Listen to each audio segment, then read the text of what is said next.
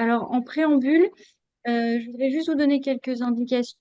Le plan de transformation de l'économie française, ça a été un travail colossal, en fait, qui a été mené sur une période de 2 ans, avec une dizaine de chefs de projet, des dizaines d'experts, des centaines de bénévoles. Il y a plus de 15 heures, en fait, de conférences au total qui sont données sur les différents secteurs d'activité. Donc là, pour cette conférence en 45 minutes, on a essayé de résumer les points qui nous sont parus essentiels, mais évidemment, on ne pourra pas balayer l'ensemble en fait de toutes les informations qui sont présentées dans le cadre du PTEF. En préambule également, quelques points importants. Le plan de transformation de l'économie française, c'est vraiment une vision systémique euh, des transformations fondamentales de nos modes de vie. Et en fait, on va s'appuyer sur une approche qui est physique. Et donc, vous allez entendre parler de flux physique, de kilos, de tonnes, de mètres, etc. On a intégré aussi la contrainte de temps dans la réflexion et il a fallu évidemment faire des arbitrages.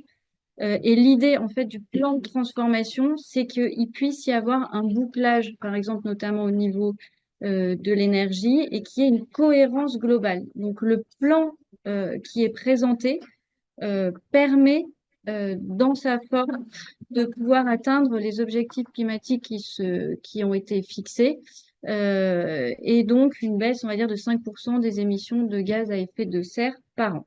Voilà pour le préambule. Dans le PTEF, on traite évidemment de la double contrainte, donc la contrainte climat, laquelle il faut limiter nos émissions de gaz à effet de serre, et la contrainte énergie, puisque les ressources en énergie et en matériaux dont on dispose sont des ressources qui sont finies. Donc, si l'on prend en compte ces deux contraintes, c'est bien notre modèle économique complet qu'il faut transformer pour le fonder non plus sur des énergies carbonées, mais sur des énergies non carbonées. Et en fait, l'idée, c'est bien de respecter le budget carbone qui nous reste, entre guillemets, disponible, budget carbone qui a été défini, on va dire, dans le cadre des accords de Paris, où pour limiter la hausse des températures à 2 degrés Celsius, globalement, il nous reste plus aujourd'hui qu'entre 600 et 800 gigatonnes de CO2 à émettre. Et si on reste sur notre rythme de 40 gigatonnes par an, il nous reste globalement à peu près 20 ans pour émettre tout ça. Donc l'idée, c'est est-ce qu'on sera capable de transformer nos modes de vie ou est-ce que, comme Thelma et Louise, on va tout droit vers une sortie de route? Eh bien, le plan de transformation de l'économie française, c'est une réponse pour ne pas aboutir à cette sortie de route. Juste rapidement pour terminer le préambule, ça, ce sont les différents chemins qui ont été présentés par le GIEC. Alors, on voit que petit à petit, la fenêtre des chemins possibles se rétrécit et le fait de pouvoir vivre en 2100 dans une société résiliente, ça se complique petit à petit, mais il est encore temps de réagir et il va falloir surtout réagir très vite.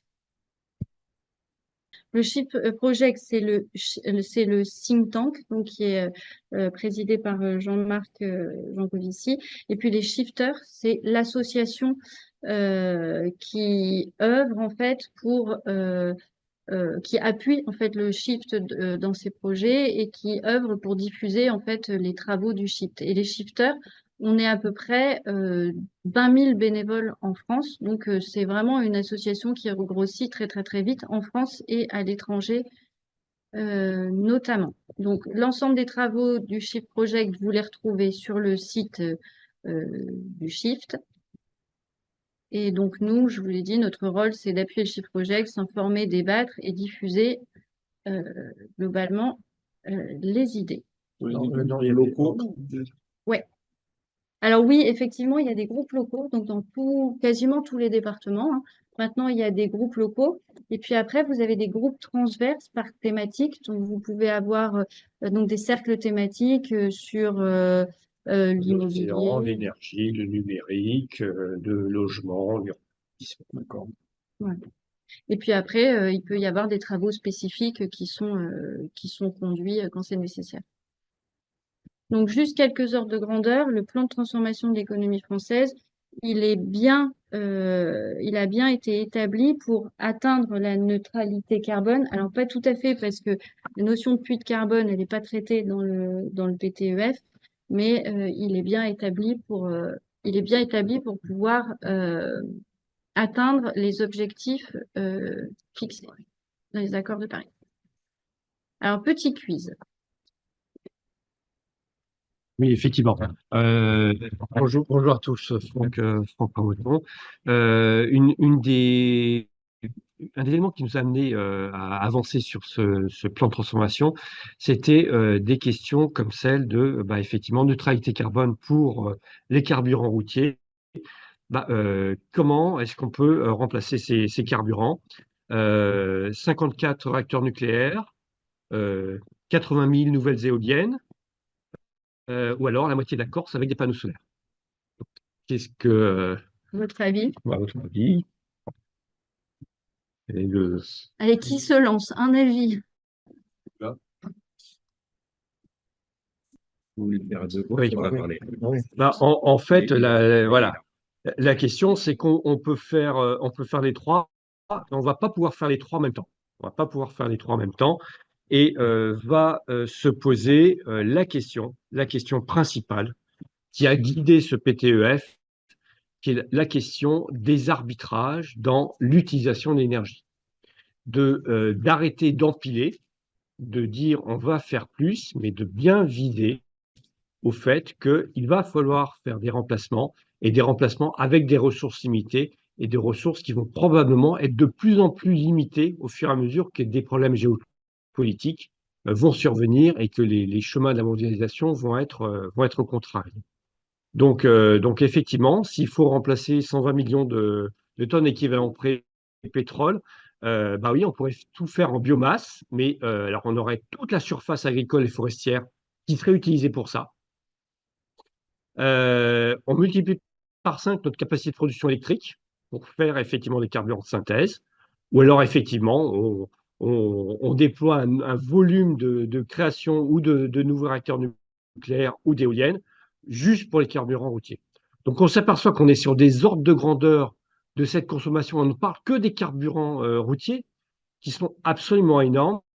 Et ce qui a présidé à ces travaux du plan de transformation de l'économie française, c'est la question des conflits d'usage et de l'arbitrage entre les différents secteurs, ce que fait le secrétariat général à la planification écologique, rattaché à Elisabeth Borne, de commencer à dire que il suffit pas que chaque ministère dise je prends l'électricité et je me décarbone.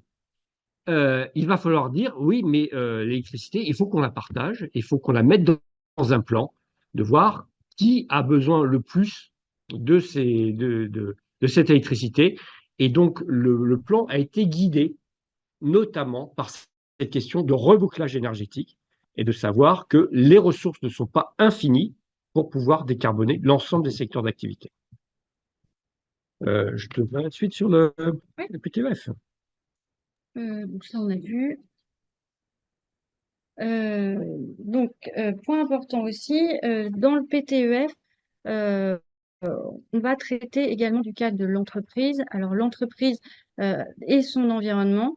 Donc ça, c'était des équilibres économiques qu'on connaissait très bien, qui marchaient jusqu'à présent. Sauf qu'aujourd'hui, on a deux composantes nouvelles dont on vient de parler, la rareté des ressources et le dérèglement climatique qu'il va falloir prendre en compte. Et on sait aujourd'hui que l'entreprise, c'est une clé essentielle par laquelle décarboner notre activité, parce que si on parle notamment des travaux qui ont été menés, on sait très bien que l'État et les collectivités doivent prendre un quart des efforts, les citoyens un quart des efforts et les entreprises les 50% restants. Donc, globalement, lorsqu'on s'attache à l'entreprise, on va devoir restructurer considérablement le marché de l'emploi. On va avoir des secteurs qui vont être bénéficiaires, des secteurs qui vont être déficitaires. Mais globalement, je vous donnerai les précisions tout à l'heure. Mais en fait, cette transformation générale de l'emploi va permettre de gagner en fait, des nouveaux emplois.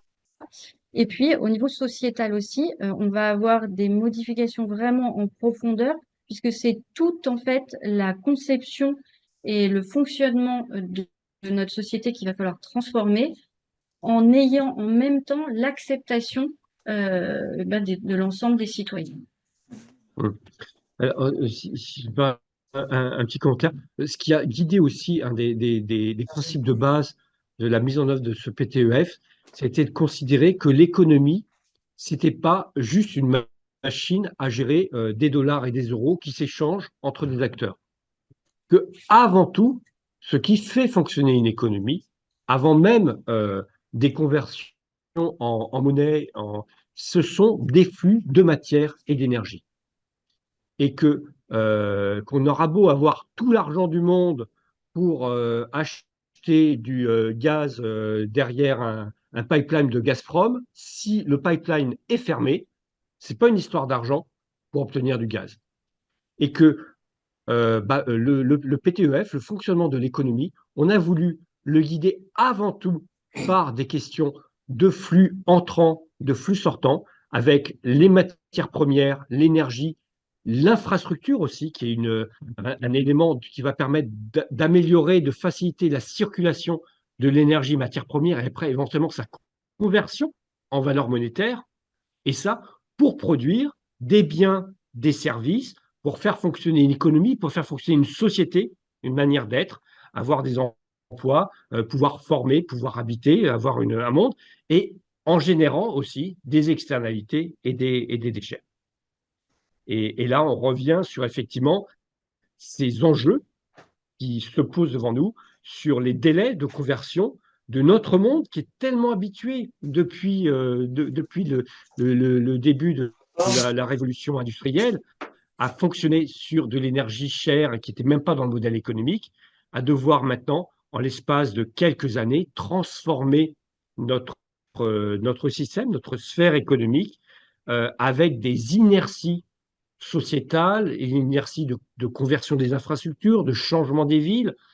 Ne parlons pas des changements des comportements, mais pour pouvoir répondre à cet enjeu, d'où ce plan de transformation de l'économie qui se propose en 2050 en projetant des modes de vie, des modes de société euh, sobres, mais désirables pour continuer à vivre ensemble. Donc, on l'a dit, c'est une planification qui ne repose pas sur des euros, mais qui repose sur des flux physiques. Donc, on parle de tonnes, de kilowattheures, d'heures travaillées, de mètres carrés. Et si on prend concrètement un exemple, on va parler par exemple du fret du dernier kilomètre. On va se dire que l'idée, c'est de transformer l'usage qu'on a actuel. C'est-à-dire aujourd'hui, on utilise des camionnettes pour livrer sur le dernier kilomètre. Eh bien, on pourrait remplacer ces camionnettes lorsque c'est possible par de la cyclo-logistique, donc on va dire des vélos à cargo. Et l'idée, en fait, c'est de pouvoir calculer quel est l'emport du vélo, à quelle vitesse il va pouvoir rouler, combien d'heures une personne va-t-elle pouvoir va faire pédaler pour faire rouler ce vélo. On va regarder en fait quelle quantité va pouvoir être livrée en une journée, par exemple. Et puis, on va prendre la masse totale de marchandises qu'on doit livrer et on va en déduire finalement le nombre de vélos qui vont être nécessaires, qu'il va falloir fabriquer et le nombre de personnes qu'il va falloir mettre en œuvre en fait pour pédaler sur les vélos, pour fabriquer les vélos, pour les réparer le cas échéant. En fait, le nombre d'emplois qui seront nécessaires pour mettre en œuvre une filière complète là en l'occurrence de cyclo-logistique. Et ce raisonnement-là, on le reproduit sur l'ensemble des secteurs d'activité.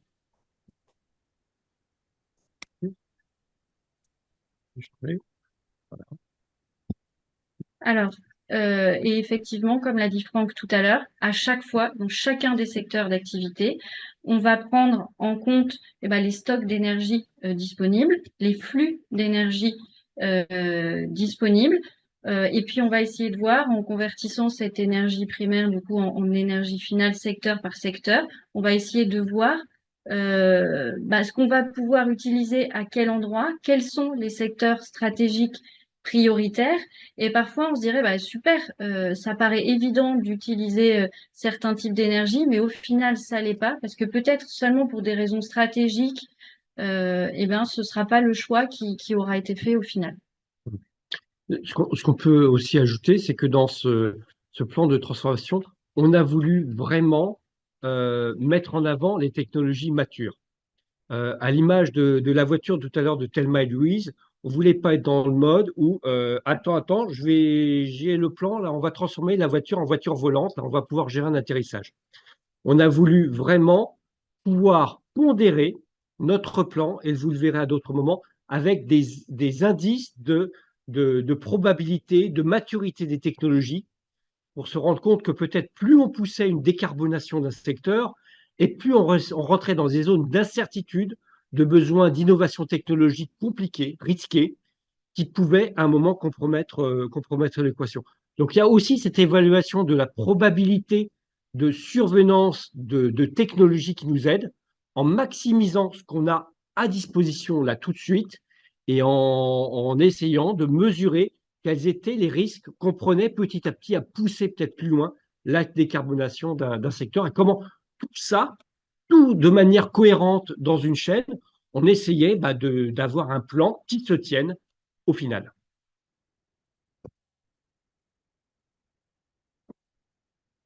Voilà, on est à peu près sur la même idée pour continuer. Et donc, l'idée, donc, c'est il y a urgence à sortir des énergies fossiles. Donc, sur la partie gauche du slide, vous voyez en fait la demande globale en énergie finale telle qu'elle existe aujourd'hui. Et sur la partie droite du slide, euh, vous voyez en fait ce qu'on pourrait amener comme énergie décarbonée bah, pour être substituée à ces énergies fossiles. Et ce que vous voyez également en jaune avec des pointillés, c'est que si on continue avec nos modes de vie tels qu'ils sont aujourd'hui, la demande en énergie, elle va continuer à augmenter. Et donc, non seulement il va falloir substituer des énergies décarbonées à la place des énergies carbonées, mais en plus, il va falloir qu'on ait des usages beaucoup plus sobres.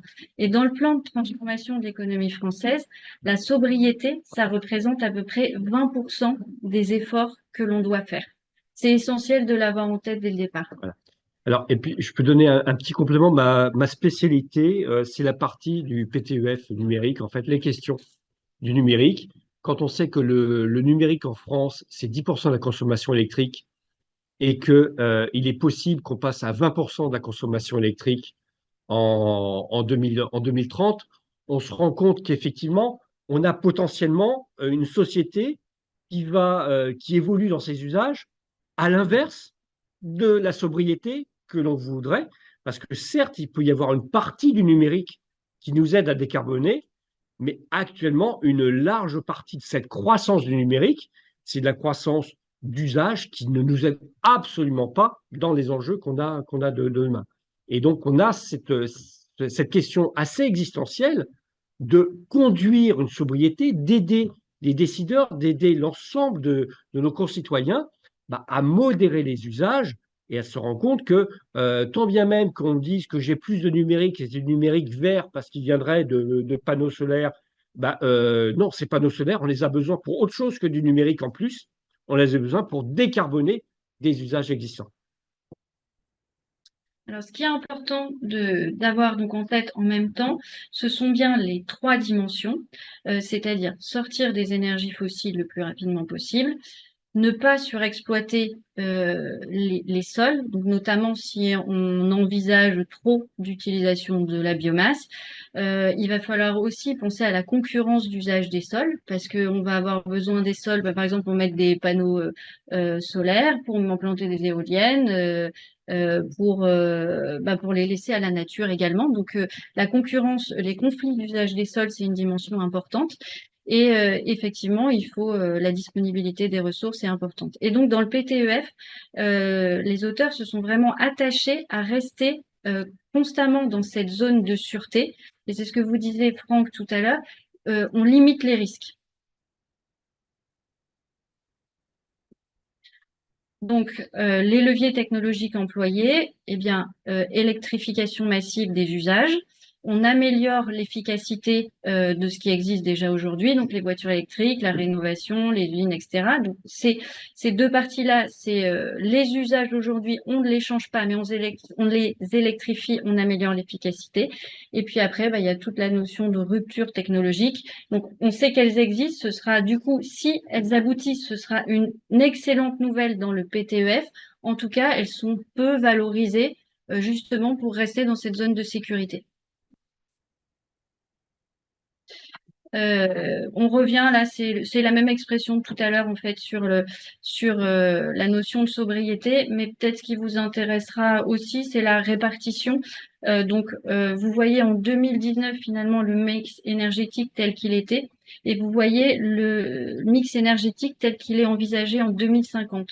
Donc chez nous, il y a toujours du nucléaire, il y en a un peu moins compte tenu de l'état du parc actuelle. Il y a de l'hydraulique, du thermique à flamme. Évidemment, le recours aux énergies renouvelables, il augmente. Et vous voyez, cette partie à arbitrer, eh ben, ce sera les évolutions bénéfiques qu'on pourrait avoir en plus et la sobriété. Sans sobriété, on ne peut pas boucler le plan.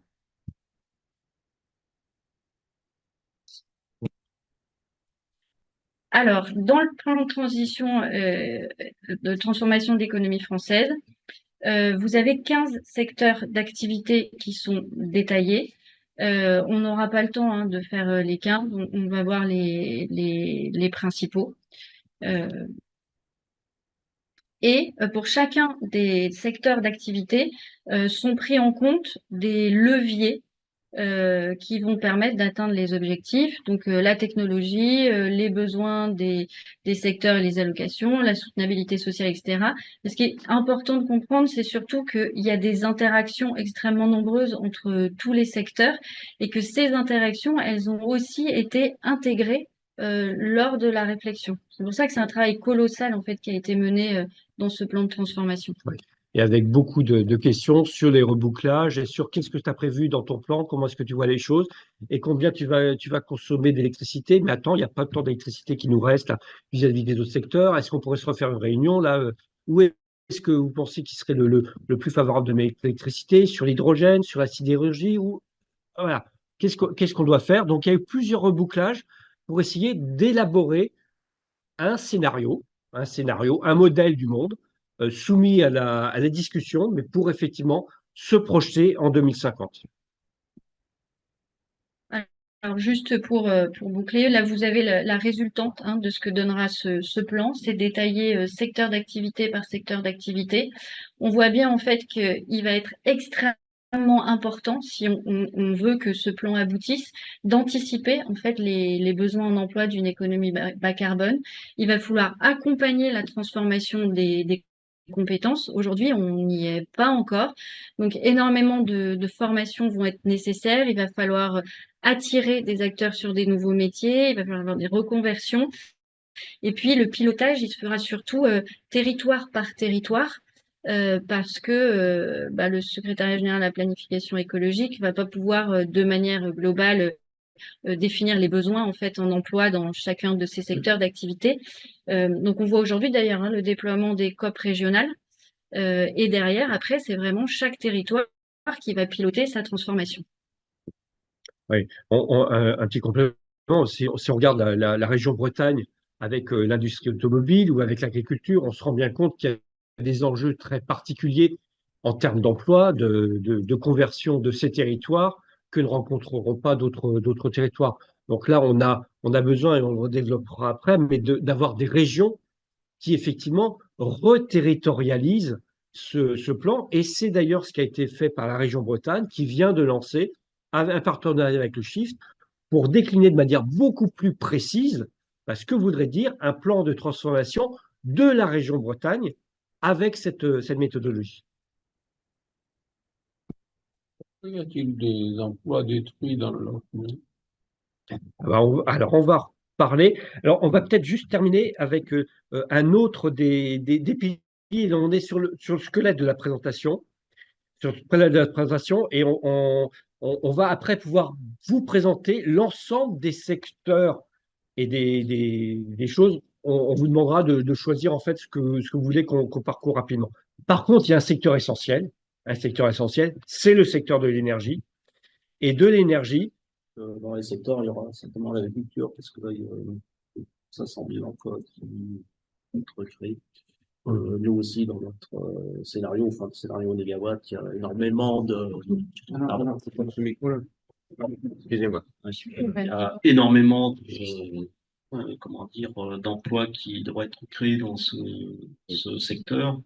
Et on peut se poser la question de comment rendre attractifs les emplois de ce secteur. Voilà. Enfin, donc, si vous pouvez détailler sur l'agriculture, ça serait. alors, je vais juste, donc à côté du PTEF, de cet aspect méthodologie, on a eu donc la grosse question de la décarbonation déjà du secteur de l'énergie et de savoir comment ce secteur de l'énergie, sa décarbonation peut mettre à disposition de l'énergie finale pour tous les autres secteurs d'activité et permettre au reste de la société de fonctionner avec des scénarios énergie-climat, avec une transformation du secteur énergétique pour pouvoir décarboner la société. Et là, on voit qu'on passe d'un modèle, le modèle qu'on connaît bien, où l'électricité, c'est un quart de l'énergie qu'on utilise en France, et on a beaucoup de formes d'énergie fossile pour se loger, pour se déplacer, pour faire voler des avions, pour l'industrie, qui sont utilisées. Et ce que l'on va viser en 2050, c'est un monde où il n'y ait quasiment plus d'utilisation, enfin qu'il n'y ait plus d'utilisation d'énergie fossile, qu'il puisse y avoir encore d'utilisation de gaz ou de molécules ou de carburants liquides, mais qui soient produits à partir de sources décarbonées. Donc on doit passer du modèle qu'on a vu avant en termes d'énergie au tableau qu'on a après, avec une électrification massive, et de voir à qui est-ce qu'on va allouer ces capacités de production. Et avec, on le voit tout de suite, des énormes questions. Est-ce qu'on veut relocaliser l'industrie? Est-ce qu'on veut recréer une sidérurgie en France? Est-ce qu'on voilà, mais ça, si on le fait, il va falloir de l'énergie aussi. Donc, on a ces arbitrages, on a pris des points de vue qui ont fait l'objet de discussions au sein du Shift Project pour dire voilà le modèle qu'on propose, qu'on soumet à consultation pour une société en 2050 qui soit décarbonée, mais qui, en tout cas, vous le voyez, va baisser considérablement sa consommation d'énergie, puisqu'on passe maintenant à 84 millions de tonnes d'équivalent pétrole dans ce nouveau modèle. Et puis, voilà la courbe, la courbe un petit peu résumée de cette trajectoire, euh, avec une décroissance de tout ce qui est la partie gris foncé, pétrole, gaz, et puis passer vers des sources qui sont de gaz produits par méthanisation, l'utilisation de bois, biocarburants, et puis la question de électricité entre des mix par énergie renouvelable ou nucléaire, et puis la question du niveau de sobriété qu'on va pouvoir impulser sur l'ensemble des secteurs et sur nos usages par rapport à cette utilisation d'énergie. Et je vous avais parlé d'éléments d'incertitude. Et voilà, ce plan, il a été, dans l'ensemble de ces secteurs, en train d'appréhender quels étaient les niveaux raisonnables et quels sont les niveaux d'ambition ou pousser trop loin le curseur sur certaines technologies ou même sur éventuellement des technologies qui pourraient être matures, mais en termes de vitesse de déploiement, de mise en place de toute une filière industrielle, quels seraient les niveaux de risque d'exécution sur des déploiements de l'une ou l'autre des solutions. Donc voilà la proposition qui a été faite là sur la mise en place de ces différentes énergies. Lorsqu'on les regroupe sur une échelle euh, et qu'on cumule effectivement le mix de ces énergies, on voit que effectivement, plus on va avoir une société qui va demander beaucoup d'énergie, et plus on rentre dans des zones d'incertitude de est-ce qu'on va pouvoir faire autant d'éoliennes, autant de panneaux solaires, autant de centrales nucléaires pour, pour demander autant d'énergie. Et avec, vous le voyez, la question de la réindustrialisation. Si on pousse aussi, si on veut avoir effectivement un hexagone, une France qui soit plus autonome en termes de production, qui soit moins dépendant du fret et qui puisse produire de l'acier bas carbone, pour produire de l'acier bas carbone, il va falloir utiliser de l'énergie bas carbone qu'on va prendre à qui? À quels autres secteurs d'activité? Et donc, il y aura cette question de quels arbitrages, quel niveau de maturité, quel risque technologique on va prendre plus on pousse sur ce secteur d'énergie. Oui. Une question sur l'incertitude. Les projets d'incertitude sont obligatoirement biologiques. Les incertitudes sociales, parce que aujourd'hui, le nucléaire, c'était 400 TWh. Le début de la question. Le niveau, quelles sont les définitions de l'incertitude? Une incertitude technologique, sociale, d'acceptabilité, parce que c'est pas tout à fait les mêmes. Parce que une incertitude très forte sur 400 TWh de nucléaire en 2050, pourquoi pas, mais ça porte sur quoi? Parce que c'est ce qu'on avait à peu près aujourd'hui. Il y a des incertitudes de filière. Il y a vraiment des questions de quelles sont les capacités de filière de s'organiser d'ici 2050 pour pouvoir fournir les niveaux d'énergie qui sont demandés. Et on va le voir, on aura ces mêmes niveaux d'incertitude lorsqu'on va rentrer filière par filière sur la décarbonation de la filière chimie, de la filière ciment, de la sidérurgie, de quel niveau on met sur les nouvelles technologies, sur des bétons bas carbone, où est-ce qu'on peut raisonnablement penser.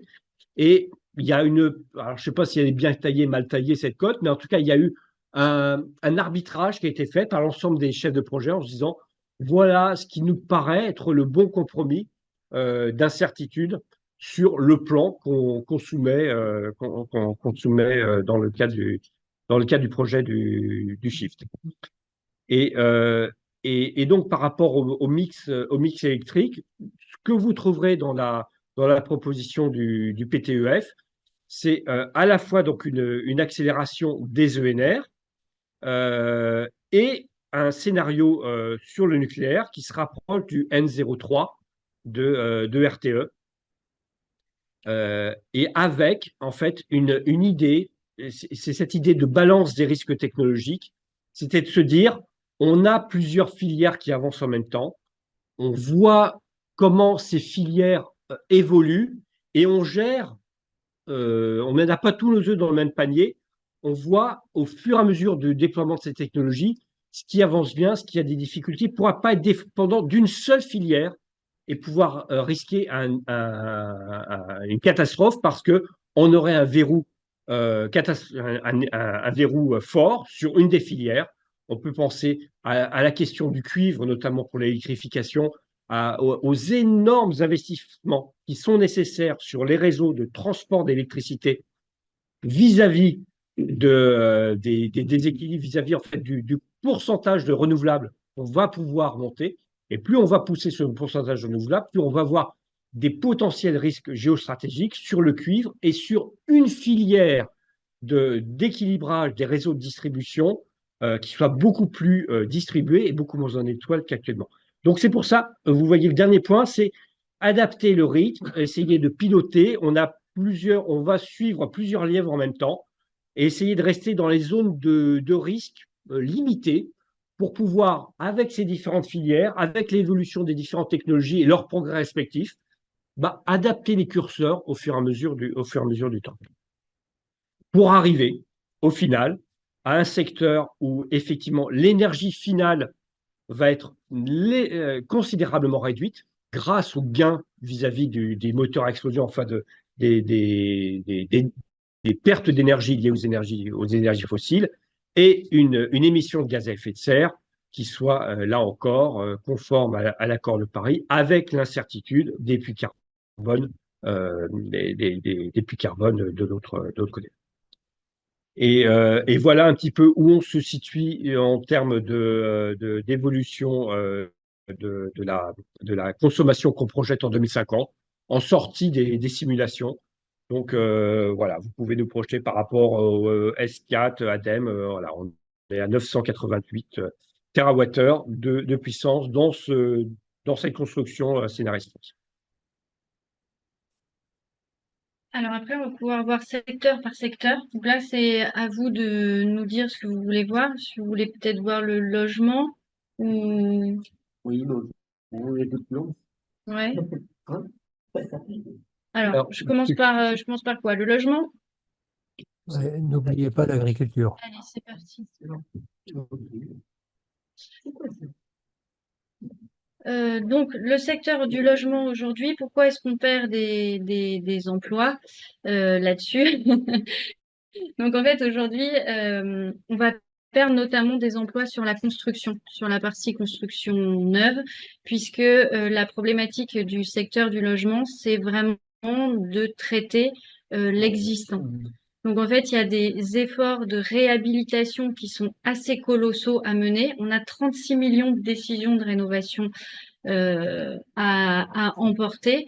Et donc, l'intégralité enfin, le gros effort dans l'immobilier va être consacré à réhabiliter les logements pour éviter toutes les déperditions d'énergie qu'on peut avoir. On a encore aujourd'hui 50% des logements qui dépendent des énergies fossiles. Donc, il va falloir en fait sortir du fuel. Ça, c'est la première chose à faire. Et puis après, du gaz. Donc, il va falloir électrifier le chauffage au maximum. Et il y a un point qui est extrêmement important sur le logement, c'est qu'on considère aujourd'hui que 75% du parc de 2050, il existe déjà aujourd'hui. Donc on voit bien que les besoins en construction, ils vont être moins importants. En revanche, les besoins en réhabilitation, en restructuration, même profonde, hein, du bâti existant, ils sont très très importants. Alors, il y a déjà pas mal de choses qui ont été faites. Alors aujourd'hui, dans le secteur du logement, les normes de construction neuve, elles sont extrêmement performantes. Alors, si on compare à tout ce qui se fait en Europe et même dans le monde globalement, on est plutôt très bon. En revanche, on est en retard en ce qui concerne les réseaux de chaleur. On n'est pas assez branché sur les réseaux de chaleur, ce qui nous permettrait de switcher plus rapidement en fait sur un grand nombre de logements quand on switch en fait ce qui passe dans les tuyaux. Et puis le point clé de toute façon, c'est qu'il faut accélérer le rythme des rénovations qualitatives. Donc là, on a bien un transfert d'emplois qui va être massif, c'est-à-dire qu'on va perdre des emplois dans le neuf. On a un gros enjeu de formation et un gros enjeu de transfert des emplois vers la réhabilitation. Et ça, aujourd'hui, c'est pas gagné. On ne le voit pas encore. Ce mouvement, il n'est pas suffisamment important et il va vraiment falloir réussir à le stimuler, en fait. Donc, il y a des outils qui sont mis en œuvre, des moyens qui sont mis en œuvre pour aider les ménages à s'emparer de l'acte de rénover. Bon, ça, on connaît tout ça. L'idée, c'est aussi de pousser les copropriétés au maximum à se rénover. Mais si on n'arrive pas à attirer du monde vers la filiale, vers les métiers de la réhabilitation, ça va être compliqué. Donc ça, c'est vraiment l'enjeu phénoménal de ce secteur. Et en fait, oui, il y aura un peu plus de destruction d'emplois dans la construction neuve que de besoins qui vont être créés dans la réhabilitation. En tout cas, c'est l'évaluation qui a été faite dans le cadre du PTEF. On peut peut-être ajouter aussi l'énorme question des plaques géographiques, parce qu'effectivement, les maturités des différentes régions peuvent être très différentes en termes d'ancienneté des bâtis. Et donc, on peut considérer qu'on peut avoir certaines régions où on a beaucoup d'entreprises qui sont orientées vers la construction neuve et qui devraient quelque part envisager de déménager pour venir combler des endroits où des bâtis sont plus anciens. On aurait vraiment besoin de cette main-d'œuvre pour faire de la rénovation. Donc, on va avoir à la fois ces besoins de transfert de compétences, mais aussi de mobilité géographique, parce que ce n'est pas forcément aux mêmes endroits qu'il va falloir effectivement avoir ces ressources sur la rénovation. Et c'est un secteur en fait qui a été privilégié pour faire des efforts parce que c'est pas un secteur, on n'a pas besoin d'innovation, c'est-à-dire qu'on a tout aujourd'hui dans les mains pour être capable de transformer le secteur et atteindre, on va dire, les 100% d'objectifs qui ont été définis dans le cadre du plan. Et l'autre enjeu aussi qui est important, c'est vraiment l'enjeu de structuration des filières, parce que l'idée, c'est que pour construire ou réhabiliter, il va falloir qu'on utilise des matériaux locaux, des savoir-faire aussi locaux. Et il y a énormément d'innovation dans ce secteur-là, mais il faut vraiment structurer les filières pour arriver à utiliser de manière plus importante en fait ces leviers-là.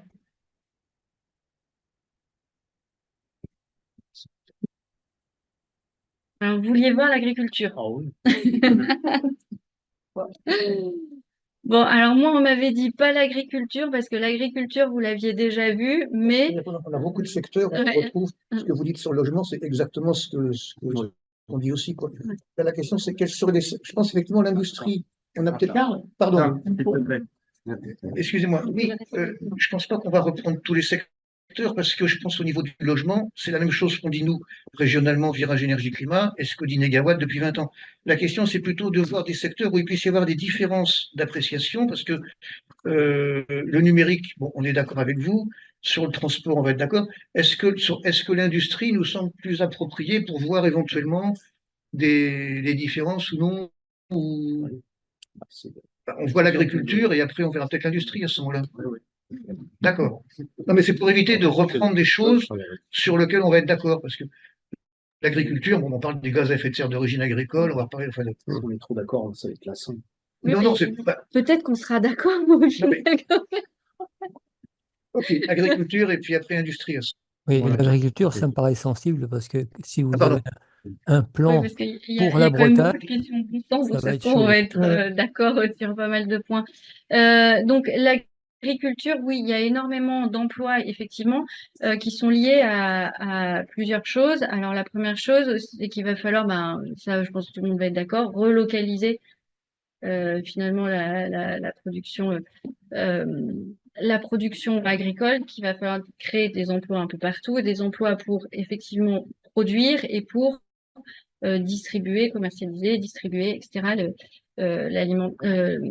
Les productions agricoles. Il y a la transformation des pratiques agricoles qui est aussi l'autre levier, où effectivement, si on a moins de mécanisation, la productivité du travail va être moins importante et de fait, pour moins de mécanisation, égale beaucoup plus d'emplois et peut-être des emplois en plus qui seront pas des emplois, seront peut-être des emplois un peu pénibles et donc l'enjeu, ça va être de rendre ces métiers-là attractifs. Et on est bien d'accord, je crois que c'est ce que vous disiez tout à l'heure, on va peut-être être d'accord finalement, mais c'est la contrainte principale sur ce secteur, c'est de rendre des métiers qui vont être certainement difficiles, mais absolument nécessaires pour nous, parce que l'idée, c'est qu'il y ait quand même l'enjeu de souveraineté, il est quand même extrêmement important sur ce secteur-là. Au niveau de l'élevage, proposition. Au niveau de l'élevage, quelle est votre position dans les orientations? Eh ben, au niveau de l'élevage, je pense que ça va être comme vous, hein, il faut réduire les productions d'origine animale, mais essentiellement tout ce qui est viande rouge, évidemment, non seulement parce que c'est très émetteur de gaz à effet de serre, mais aussi parce que pour l'alimentation en fait des bovins, ben, on utilise énormément d'espace, etc. Donc, je développe pas plus parce que je pense qu'on doit être je pense que sur l'agriculture, on est sur le même, on est sur le même scénario. Et alors, si, il y a la question quand même de la planification d'une filière des biocarburants. On parlait tout à l'heure en fait de la répartition de l'énergie, de la biomasse. voilà, de la biomasse. Et évidemment, là, c'est un secteur où l'usage des biocarburants serait privilégié. Voilà.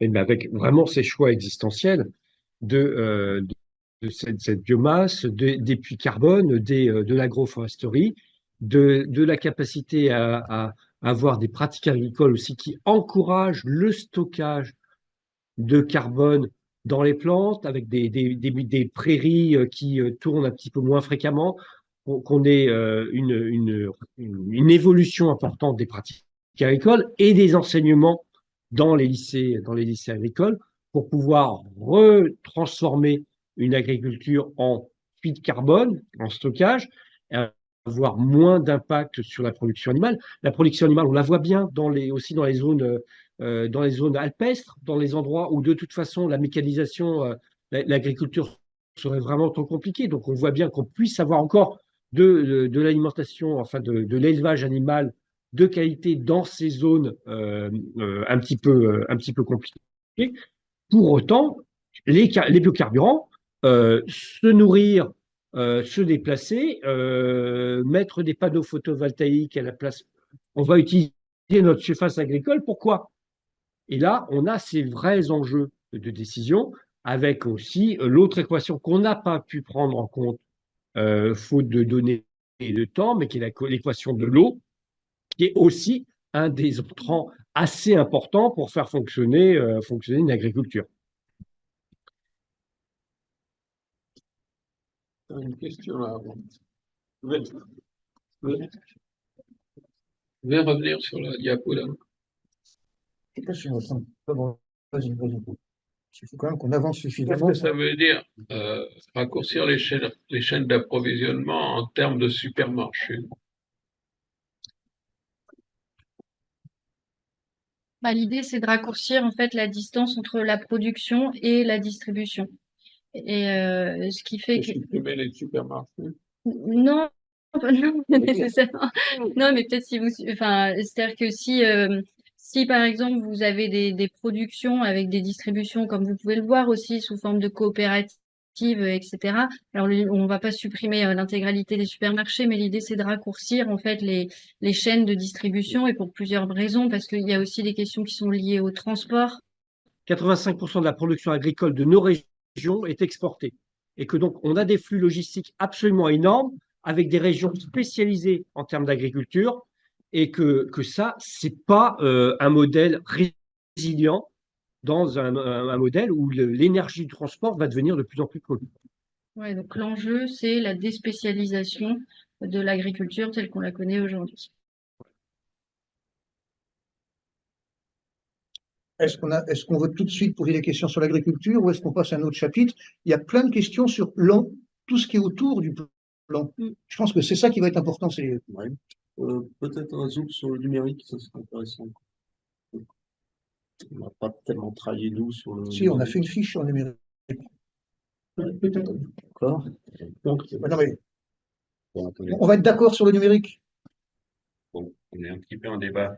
Dans Non, la question, c'est qu'il y a à aborder. sur les points techniques de transformation, on va être globalement d'accord. La question, c'est tout ce qui est l'approche politique au sens large de votre plan de transformation. La question du financement, la question, effectivement, quel soutien vous avez au niveau écolo ou plan de transformation, enfin plan de planification des insoumis. La question, effectivement, de la décroissance. Là, on a des questions qui sont plus larges que simplement les chapitres, sur lesquels je pense qu'on a matière à discuter. Discuter sur les points techniques du logement ou de l'agriculture ou du numérique, pour moi, on n'apporte rien ni à vous ni à nous, quoi. C'est une discussion entre nous, mais pose tes questions alors.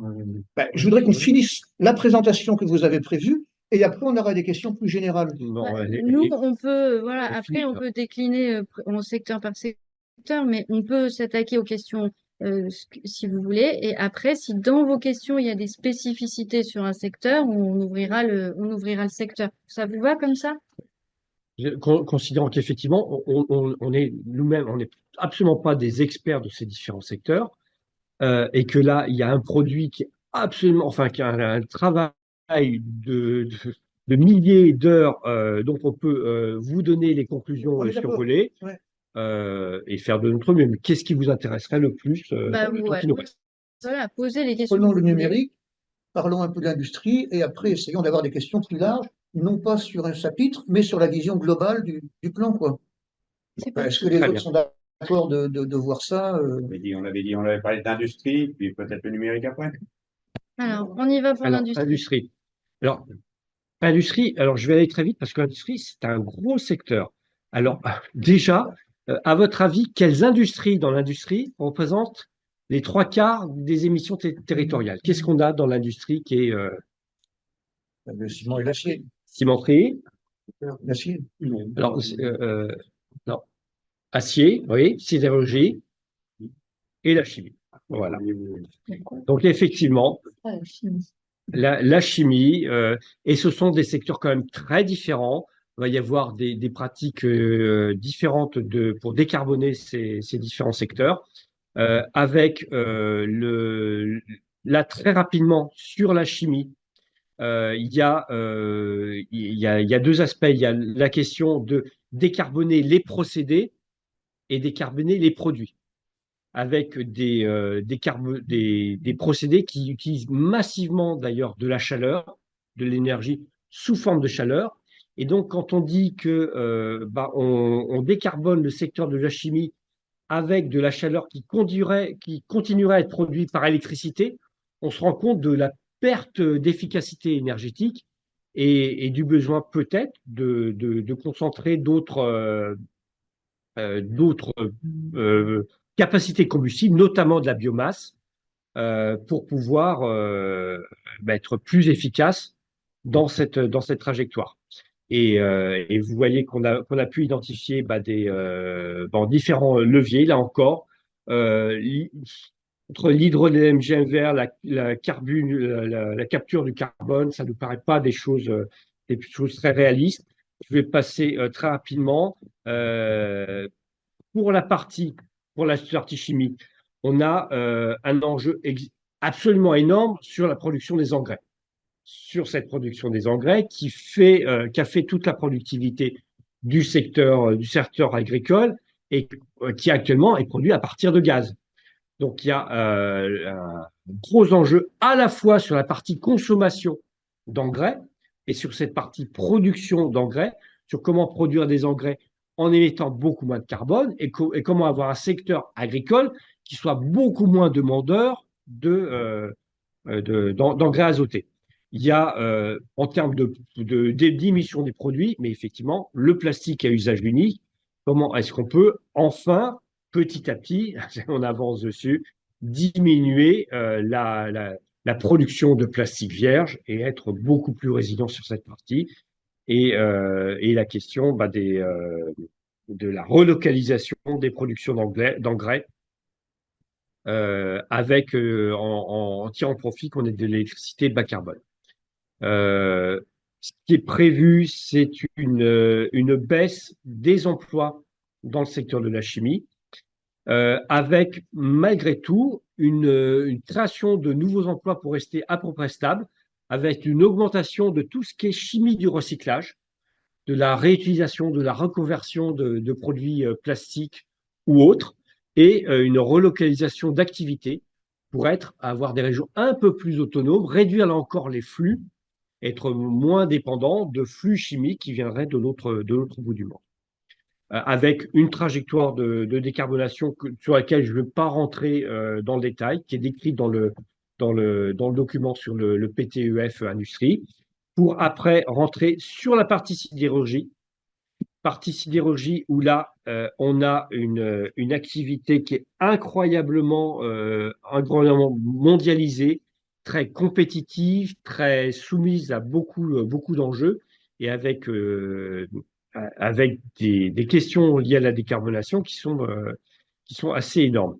Donc là, il y a les grands leviers.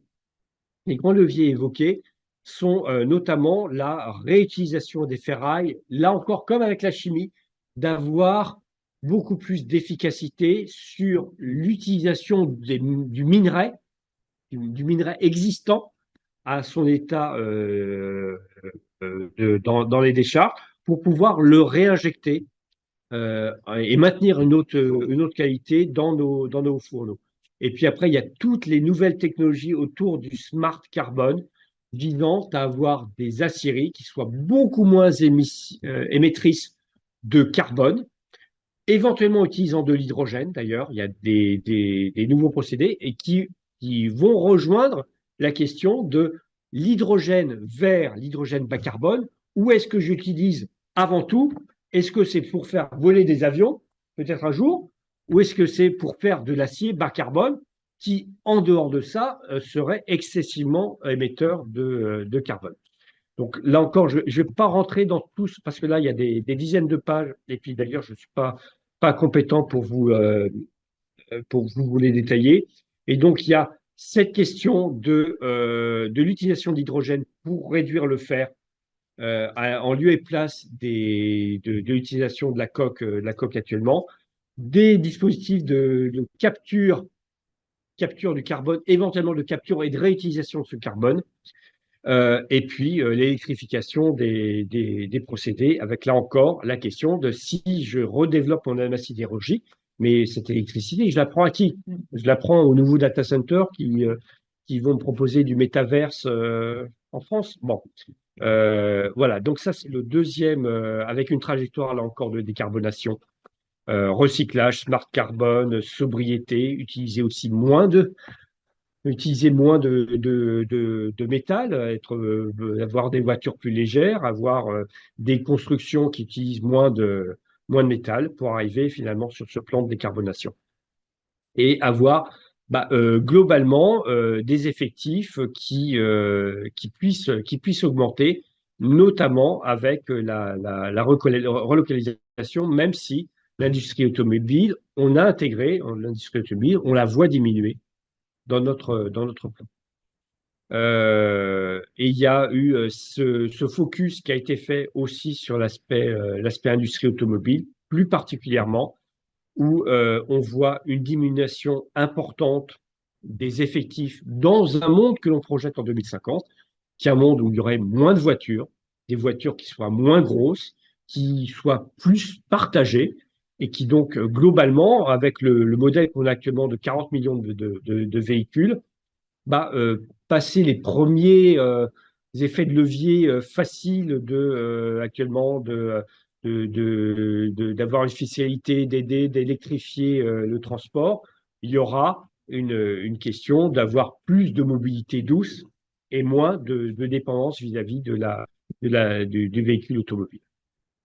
Et je ne veux pas détailler plus que ça, c'est tout un plan, mais on voit effectivement des effectifs baisser dans ce secteur automobile pour lui permettre de participer à ces décarbonations, à la fois par des véhicules qui eux-mêmes émettent moins, mais qu'en volume, il y a besoin de moins de matière pour avoir des véhicules qui se déplacent tellement peu s'ils ne sont pas partagés. Vous voulez voir le numérique? Alors, le numérique est vide. Alors, le numérique est vide, mais pourquoi je travaille spécifiquement avec le secrétaire général de la planification économique sur ce sujet-là. Et donc, nous avons, dans le cadre de la stratégie nationale bas carbone 3, en préparation, des échanges pour inclure le numérique pour la première fois et être le premier pays en Europe qui inclut le numérique dans une trajectoire de maîtrise et de réduction de ses émissions. Le numérique, actuellement, a une croissance de ses émissions de gaz à effet de serre entre 6 et 8% par an. Alors que tous les autres secteurs ont mesuré qu'il y avait des efforts à faire, que ça allait être compliqué, le numérique est le seul secteur, disons, depuis le seul secteur qui s'imaginait pouvoir continuer à croître et que sa croissance allait sauver le monde. Eh bien, en fait, depuis 2018, depuis les travaux à la fois de Green IT, du Shift Project, la loi REM, les nouvelles prérogatives qui ont été données à l'ADEME, à l'ARCEP, on a un secteur qui, en France, représente 2,6% d'émissions de gaz à effet de serre sur l'année 2020 en regard du dernier rapport ADEME-ARCEP, qui représente 10% de la consommation électrique et qui a une croissance qui n'est pas maîtrisée, qui est une croissance donc de 6 à 8% par an. Et ces 6 à 8%, c'était envisagé avant même la question du déploiement de l'intelligence artificielle. Quels sont les leviers autour de la maîtrise de la croissance du numérique? Ces leviers, ils sont autour de nos équipements, de toute cette partie fabrication du numérique qui est très largement ignorée, parce que l'essentiel de l'impact du numérique en France, c'est d'une empreinte importée par la fabrication, par l'extraction, par le raffinage des métaux nécessaires à la fabrication non numérique. Je vous redonne des ordres de grandeur. Fabriquer un ordinateur portable de 2 kg, ça représente une extraction d'à peu près 800 kg de minerais et 200 kg d'énergie fossile. On est sur des volumes absolument énormes, sur des industries de masse qu'on ne maîtrise pas, qui sont des industries de masse qu'on a déléguées à la Chine qui est l'atelier de raffinage de l'ensemble du monde en ce qui concerne les terres rares. Les terres rares, elles sont extraites un peu partout dans le monde et pour être raffinées, dans l'immense majorité en Chine, raffinage, ça veut dire je concasse, je broie, je fais monter en température, j'applique des processus chimiques et après je fais fondre, je vais construire mes circuits intégrés, essentiellement en Asie et essentiellement à partir d'une énergie de charbon, de pétrole, donc une énergie excessivement carbonée.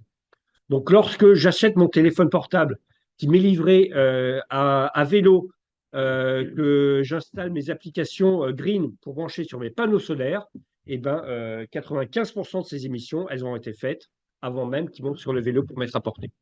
Et donc l'enjeu, c'est un enjeu de réduire les taux de renouvellement, de garder plus longtemps, d'avoir une industrie du logiciel qui me permette de rendre mes logiciels, de garder mes logiciels compatibles avec des vieux téléphones, de ne pas avoir un moment, comme c'est le cas à la RATP parisienne, d'installer l'application RATP et d'avoir cette application qui dise téléphone trop vieux, changez de téléphone.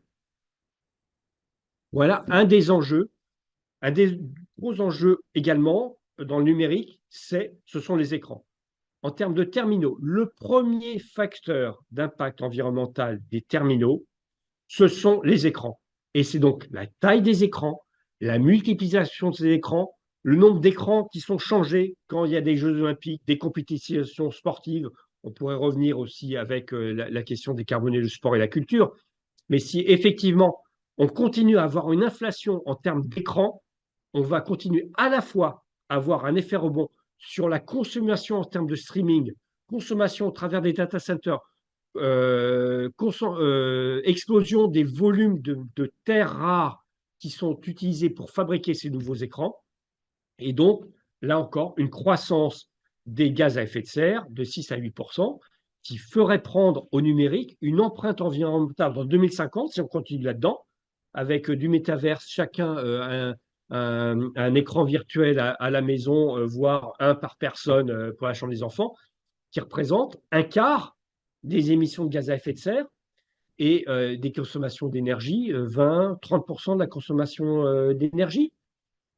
Là, on sent qu'il y a vraiment une équation qui ne fonctionne pas, alors même que la croissance des data centers, on ne cesse de la voir se multiplier, une croissance des data centers, et là on rentre dans un domaine que je maîtrise encore un peu plus, qui sont, je me permets de le dire, des voleurs d'énergie verte, qui se parent de la tenue de super-héros vert, j'ai un data center qui fonctionne 100% aux énergies vertes.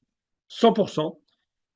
Alors que ce soit avec des certificats d'origine de l'énergie verte qui viendrait de Suède, ou encore mieux, vraiment du vert, en rachetant à prix d'or des centrales hydroélectriques autour du data center. C'est le cas à Bergamo, autour de Milan, où les data centers ont racheté, quelque part à prix d'or, aux municipalités, ont racheté leurs usines de centrales, leurs centrales photovoltaïques hydroélectriques pour tirer des câbles, alimenter en énergie verte les data centers pour avoir de l'énergie encore un peu plus brune pour le reste de la population.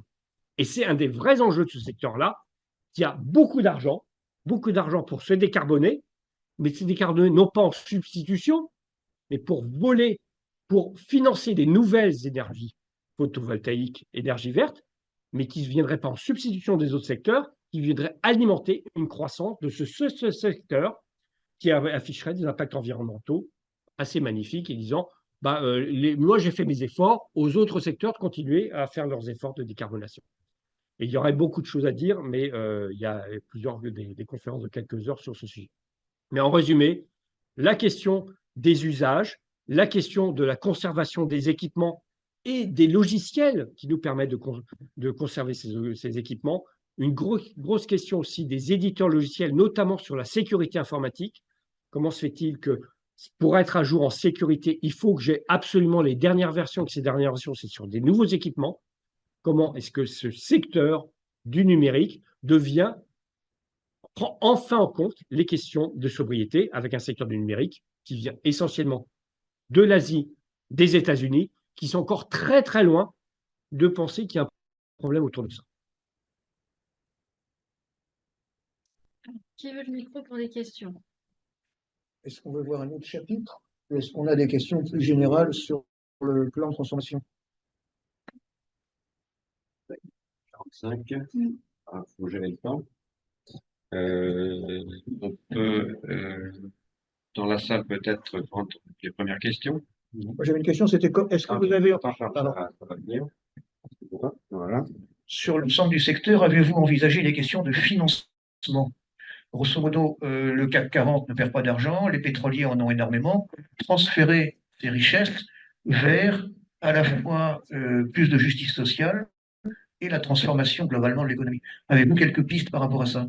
Alors, le plan de transformation, il n'a pas été fait à partir de ça. Le point de base, c'est vraiment qu'il a étudié les flux physiques pour arriver à une cohérence d'ensemble. Mais dès le départ, la posture qui a été prise, si on a dit on ne parle pas d'euros, on parle de flux physiques. Donc, c'est pas, en tout cas, il y a des travaux qui sont faits là-dessus, mais pas dans le cadre du plan de transformation de l'économie française. Oui, c'est vraiment, on a considéré depuis le départ d'ailleurs que le facteur rareté n'allait pas forcément d'ailleurs monter forcément les prix à la hausse, mais en tout cas allait introduire beaucoup d'incertitudes et que c'était dans le cadre d'une approche de planification que l'on allait pouvoir sécuriser une transformation, sécuriser des approvisionnements en minerais, en énergie, pour garder une économie qui soit prédictive. Et que ça, c'est pas qu'une question de financement, et qu'en tout cas, la question de financement, c'est un deuxième ordre quand le secrétariat général à la planification écologique reprend ses travaux et dit « Et maintenant, comment je décline ça dans mes différents ministères ?» Mais ce qu'on peut ajouter, et qui est vraiment une grande satisfaction en fait de ce travail du chiffre, c'est que ce plan de transformation, le mot plan, il a résonné incroyablement fort au final pour avoir un secrétaire général à la planification écologique et qui a été rattaché au Premier ministre, donc de faire un arbitrage parce qu'aussi ce secrétaire général, il s'occupe du fameux rebouclage, de dire il n'est pas question d'arrêter de penser que chacun décarbone en silo, qu'en fait, on ne peut pas réussir à décarboner notre société si on raisonne en silo, parce qu'il y a des biens communs, des biens d'approvisionnement en énergie, en production d'énergie électrique notamment, qui interdisent de penser qu'en silo, qui demandent un arbitrage interministérielle.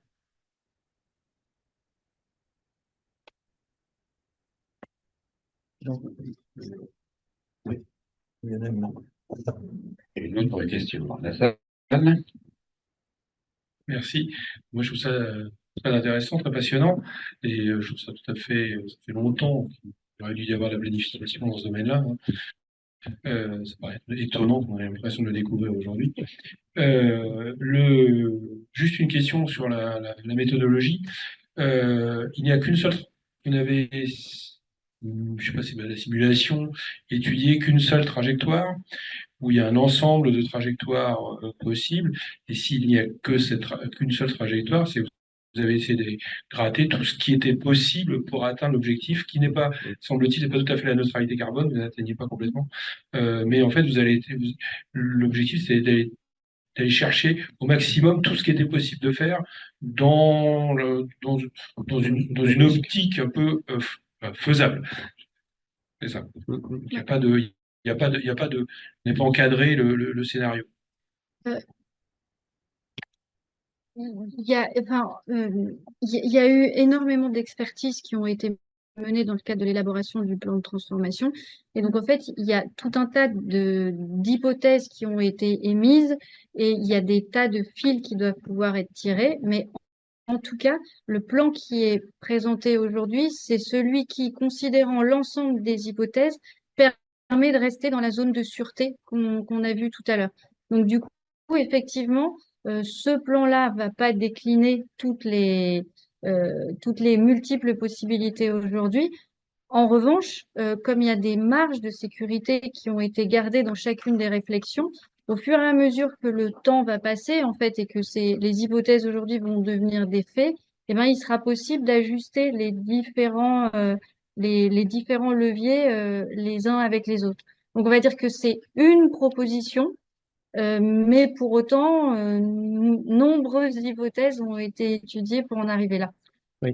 Je peux compléter avec bon, le mot a été un peu galvaudé, mais un petit peu la politique du en même temps. Ça a été de se dire comment est-ce qu'on peut maximiser les chances, maximiser les mobilisations d'énergie un petit peu partout pour faire en sorte qu'on ne soit pas dépendant d'un seul fil technologique, d'une seule voie, et que finalement, au fur et à mesure de l'avancée de cette planification, on puisse se reconfigurer parce qu'on tape sur plusieurs axes de progrès simultanés et dans chaque secteur et avec différents niveaux de maturité et avec peut-être, et on l'espère, des bonnes surprises. On a dit qu'il y a certains moments, on écartait dans notre plan telle et telle technologie qu'on pensait être risquée et pas forcément mature. Peut-être que les raisons, les faits nous donneront tort, et tant mieux. On dit juste qu'une planification qui assure une société vivable ne doit pas viser notre voiture de Telma et qui dit je vais inventer la voiture volante avant qu'on se crache pas. Et en revanche, si vous voulez plus de précision sur certains secteurs, chaque secteur d'activité a fait l'objet d'une conférence qui dure en moyenne 2 heures et demie. Et dans ces conférences-là, vous pouvez tirer, en fait, vous avez des explications sur les hypothèses qui ont été retenues dans le cadre du plan. Oui, et pourquoi d'autres ont été écartés. Voilà, exactement. Une autre question arrive. Pour la suite, juste, il y a un aspect dynamique qui est important, c'est-à-dire que en commençant par un secteur, on peut avoir des marges de manœuvre un peu plus larges pour d'autres. Avant de commencer par le logement ou commencer par l'agriculture, ça permet de résoudre un certain nombre de difficultés sur la chimie. Et donc, en fonction de la manière dont on démarre, on n'aura pas les mêmes contraintes dans 5, 10 ou 15 ans. Et donc, une marge de manœuvre beaucoup plus élevée. Donc, cette notion dynamique, elle est prise en compte aussi. Oui, elle est prise en compte. Et alors, il n'y a pas de tableau comme on peut retrouver, comme celui que présente le secrétariat général à la planification écologique. Mais on voit qu'effectivement, pourquoi est-ce que le logement, c'est un des secteurs qui est privilégié? C'est parce que à l'heure actuelle, le scénario ne repose pas sur des innovations. Et donc, on se dit que ça, tout ce qui ne repose pas sur l'innovation, c'est ce qui est privilégié de prime abord parce qu'on on maîtrise, c'est un grand mot, mais on a plus de certitude sur l'aboutissement de la stratégie. Et donc, le logement, c'est un des secteurs où, en fait, alors là, c'est peut-être plus le travail du secrétaire général de la planification écologique, mais sur lequel il est important de réaliser les objectifs qui ont été définis, et ce qui permettrait effectivement de pouvoir de temps en temps lâcher un peu de lest sur d'autres secteurs, quoi. Oui, un peu en rapport avec la notion de marge, de trajectoire. Au niveau virage énergie-climat au négawatt, on est beaucoup plus fort au niveau de la sobriété. On a l'impression que pour vous, la notion d'économie d'énergie, vous abordez à un moment environ 20%. Nous, dans notre scénario virage régional, on est pratiquement à 50% d'économie d'énergie. Et je pense que du coup, effectivement, par rapport aux variantes de RTO de l'ADEME, on est plus proche des variantes de l'ADEME qui sont les plus, entre guillemets, les plus écolos. Est-ce que ça veut dire que vous avez une marge de manœuvre là-dessus pour essayer effectivement de faire plus d'économie d'énergie et du coup avoir un peu plus de latitude dans d'autres chapitres où il faudrait peut-être, est-ce que vous avez effectivement une sorte de réserve au niveau des économies d'énergie? Bah, après, ça va dépendre énormément des usages. Et donc, la transformation des usages dépend aussi énormément de comment l'ensemble des citoyens vont s'approprier ces changements d'usage. Par exemple, si on regarde les transports, dans le secteur des transports, c'est le secteur où les émissions ont le moins baissé jusqu'à présent. Et pour autant, il y a déjà des efforts qui ont été faits. Donc, tout dépend aussi à quelle vitesse les citoyens vont accepter de transformer leur mode de vie. Donc, il y a certainement une réserve sur la sobriété qui dépend de l'acceptation sociale euh, de transformation. Mais vous êtes au cœur du sujet. Vous êtes au cœur du sujet et ça nous amènerait sur le dernier chapitre, qui est le chapitre résilience des territoires, qui est la déclinaison régionale en pratique sur un territoire, sur des réunions dans une métropole, avec les différentes associations. Mais en vrai, mais comment on fait? Comment on le rend en pratique possible? Comment on peut le pousser plus loin? Comment on peut rendre possible effectivement une sobriété au-delà d'un plan d'ingénieur sur le papier fait pendant le Covid?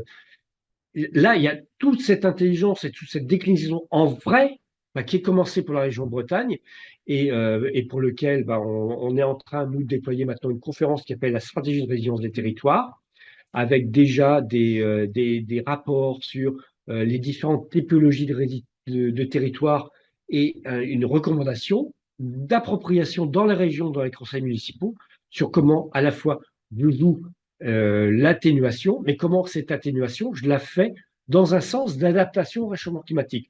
Comment est-ce que mes budgets que j'investis pour réduire, c'est pas des budgets que je vais regretter avec des montées en température, avec des problèmes de montée des eaux ou de crues.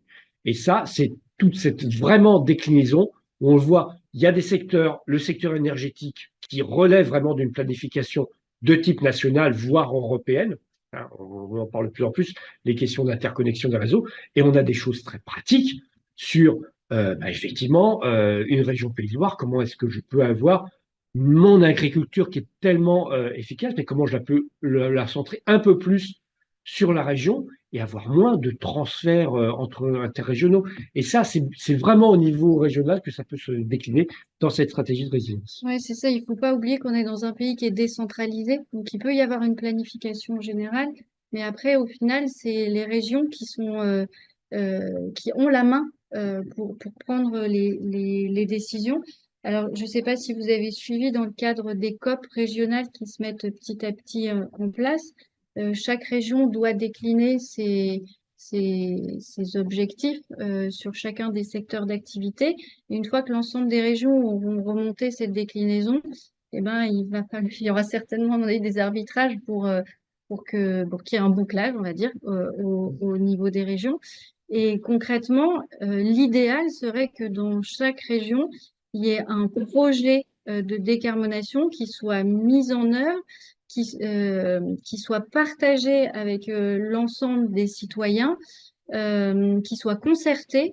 Et une fois que cette concertation est mise en œuvre, là, après, peuvent découler, on va dire, la transformation des usages. Mais selon les régions, euh, les citoyens vont peut-être pas adhérer au même type de projet. Et c'est là aussi qu'il va y avoir des marges de manœuvre un peu différentes.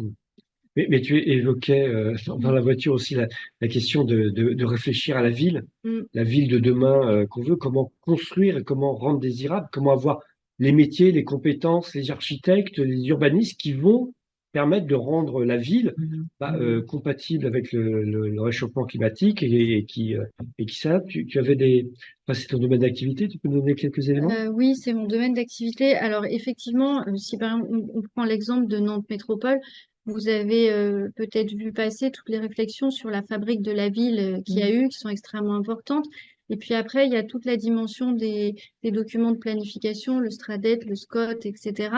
Ça, c'est des étapes essentielles, mais la question que ça soulève aussi, c'est la temporalité, c'est-à-dire les documents de planification, ils sont parfois revus tous les 3 ans, etc. Donc, il va vraiment falloir euh, reconstruire la ville le plus vite et en concertant plus souvent, en fait, les habitants, parce qu'il va y avoir vraiment des questions à se poser toutes simples.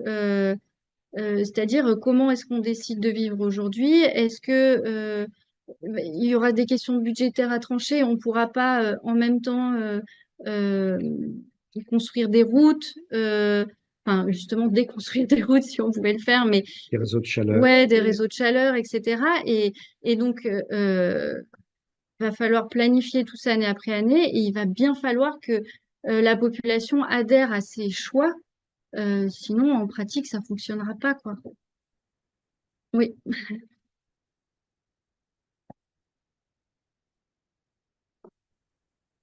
Et la question, c'est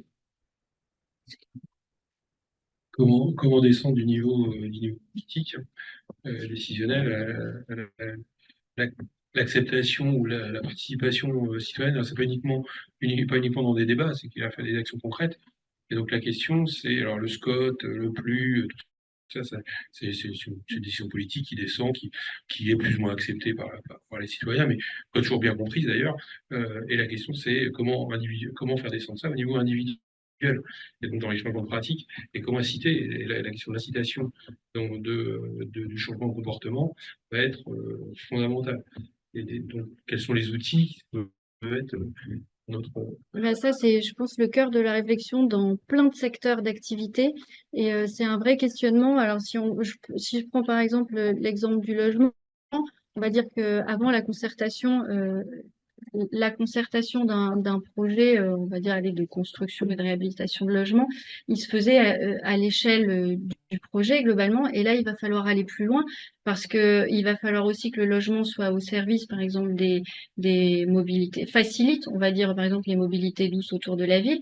Donc, en fait, on se rend compte que l'échelle de réflexion, elle est de plus en plus large et qu'elle va plus concerner seulement, par exemple, un secteur d'activité, le logement, mais qu'en même temps, sur la réflexion, il faudrait associer le logement, les mobilités, peut-être la distribution De chaleur de l'alimentation, les réseaux de chaleur, etc. Donc cette question de comment on organise la concertation, eh ben, elle est essentielle dans la transformation de la société. Et il n'y aura pas une réponse unique. Il faudrait que ce soit une réponse par territoire. Et alors après, ça soulève plein de questions, des vraies questions politiques, mais il faut aussi que les acteurs de chacun des métiers prennent aussi cette conscience-là, soient formés à ça et changent leur manière de concerter aussi. Donc en fait, je sais que c'est un peu frustrant parce qu'il n'y a pas de réponse spécifique aujourd'hui. Il va falloir qu'il y ait beaucoup de pragmatisme. Alors ça va être le chose le plus compliqué. Et il va falloir mettre autour de la table des acteurs qui n'ont aujourd'hui pas l'habitude de travailler ensemble.